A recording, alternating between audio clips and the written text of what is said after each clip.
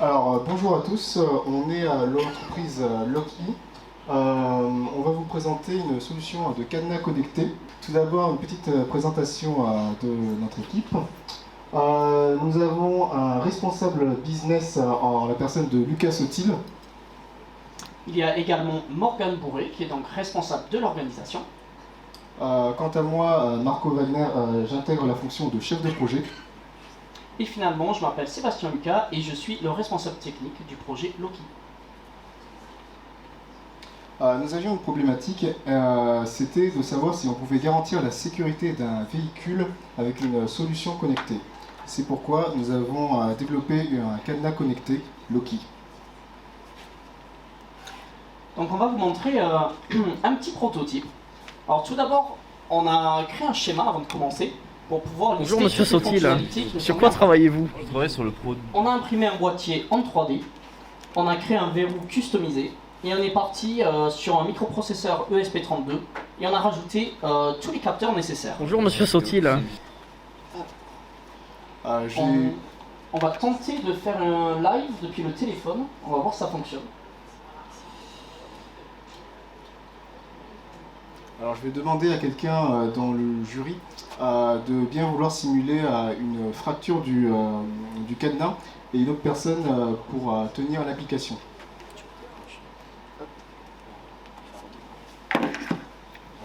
Donc l'application, il y a un petit peu de retard, mais on va pouvoir voir qu'actuellement le cadenas est donc verrouillé. Et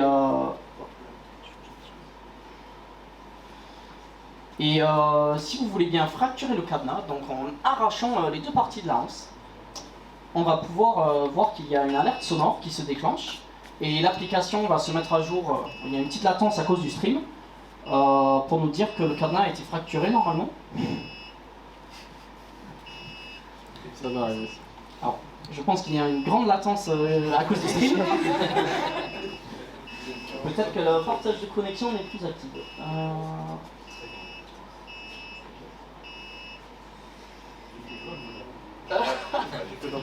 Alors évidemment on est en direct donc ça ne marche pas. C'est toujours comme ça.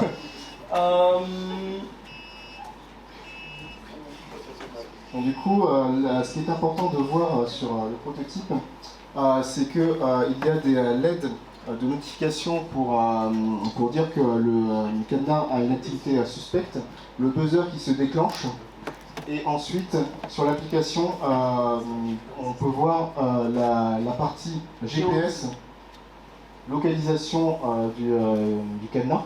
Ah, pardon, c'est revenu. Voilà.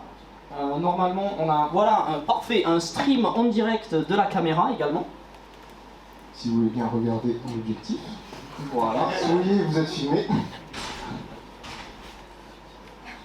Voilà, tout le public est bien présent.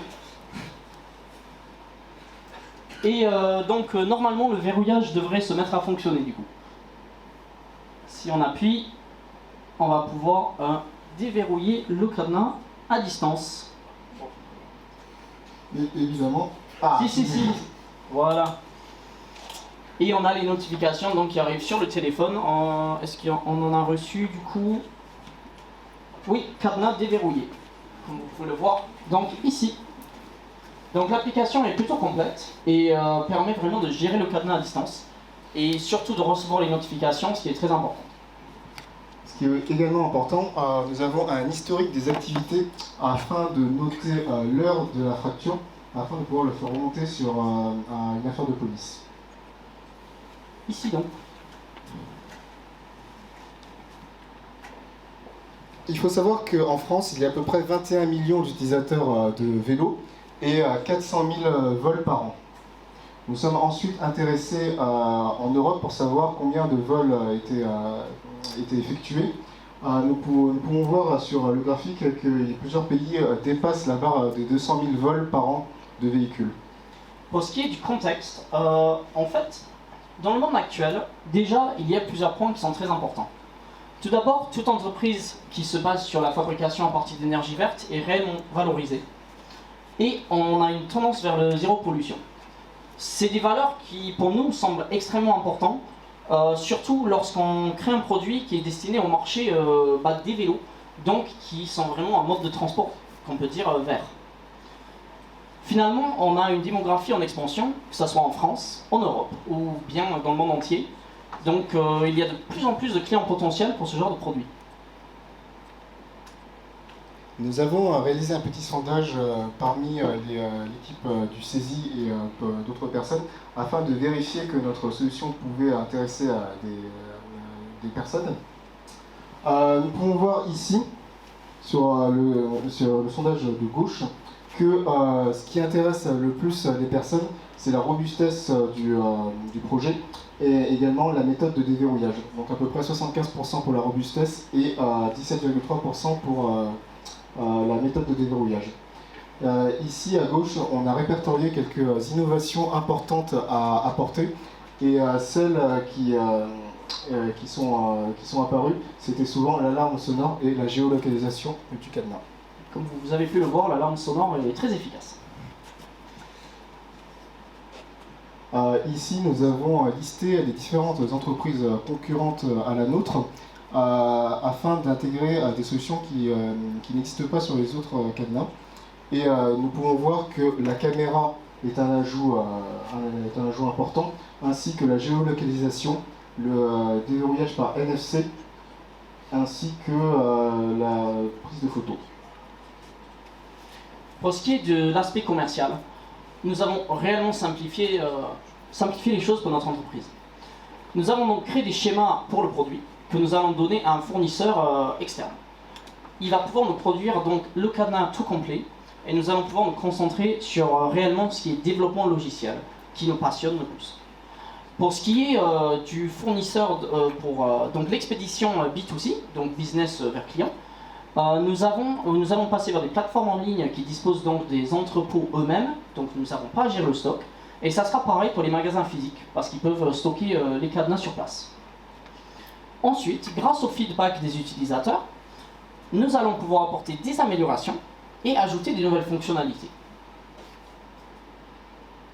Pour ce qui est du modèle économique, nous aurons deux sources de revenus principaux. D'abord la vente de cadenas, ce qui semble le plus logique, mais également de batteries remplaçables et de anses amovibles. En effet, les batteries peuvent se dégrader comme avec tout appareil électronique. Elles seront bien évidemment garanties pendant 2 ans, comme tout produit vendu en Europe, mais nous avons pensé à la suite, les pièces détachées seront disponibles pendant 15 ans après la vente des cadenas. Les anses pourront être remplacées par l'utilisateur en cas de fracture par un voleur. Il y aura également un abonnement mensuel qui sera facturé 2,99 €. Nous avons prévu un essai gratuit de 1 an pour toute personne achetant un cadenas. Au-delà, il devra payer donc 2,99 € pour avoir accès à la totalité de l'application, c'est-à-dire le contrôle à distance. Nous avons des raisons de mettre en place cet abonnement parce que nous allons devoir payer un fournisseur téléphonique pour avoir des forfaits sur chaque cadenas pour pouvoir échanger les données avec le téléphone de l'utilisateur.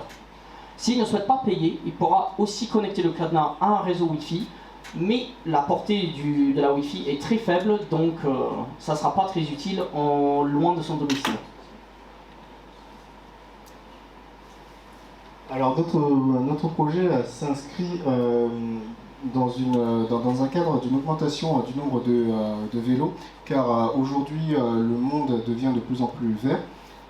Nous aimerions également diversifier notre activité, pas seulement faire un cadenas qui permet de protéger des vélos, mais également des utilisations plus domestiques avec protection de casiers par exemple, ou alors de cabanons pour des particuliers. Et nous espérons également fidéliser les clients avec l'utilisation de l'application vendue avec le cadenas connecté. Donc nous avons parlé de ce qui existe déjà, ce que nous allons faire dans l'avenir proche. Donc qu'est-ce qu'on va faire par la suite?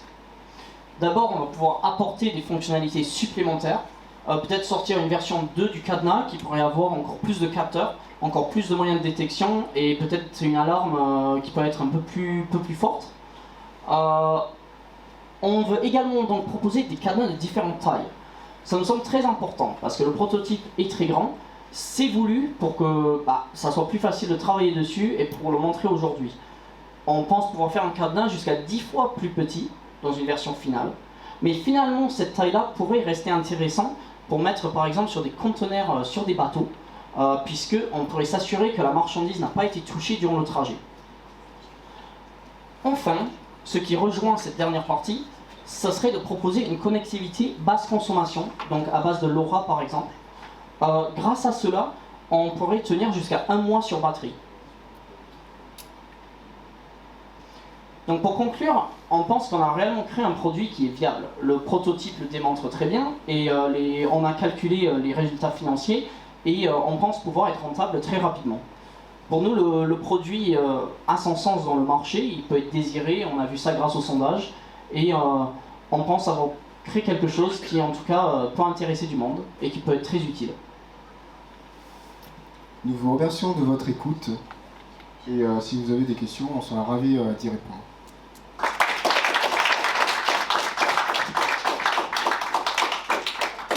Merci Sébastien, merci Marco.